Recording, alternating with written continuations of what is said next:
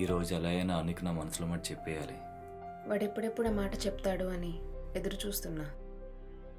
అమ్మాయిలు ఇష్టంలో మనకు చెప్పరు కదా, అందుకే నేనే ఓ మెట్టు పైకెక్కి తను చేయి పట్టుకుంటాను. వాడు ఒక్క మెట్టు పైకెక్కినా చేపట్టుకుంటే వాడితో కలిసి 100 మెట్లు దిగడానికి నేను సిద్ధం. అయినా ఒక్కసారి ఐ లవ్ యూ చెప్పాక మొదలయ్యే ప్రేమ కాదు, చెప్పేశాక తీరిపోయే ప్రేమ కాదు.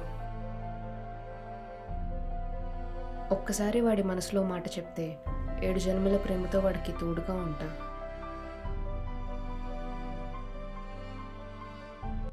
ఎక్కడున్నావు? ఇంట్లో.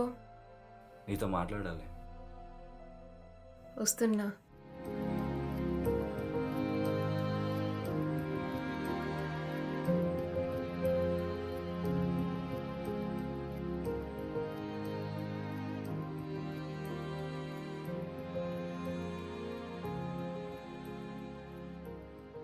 ఎక్కడికి వెళ్తున్నావు చెల్లి?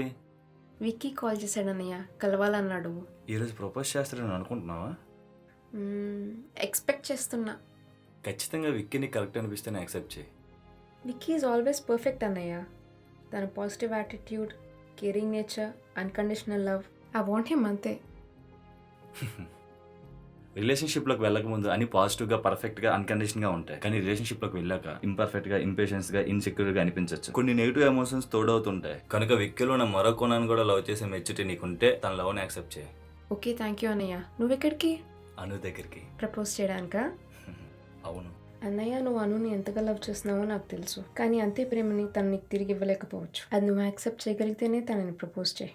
ఎందుకంటే నువ్వు బాధపడ్డా నేను చూడలేను అన్నయ్య. అలాగే చెల్లి. ఓకే అన్నయ్య, ఆల్ ద బెస్ట్.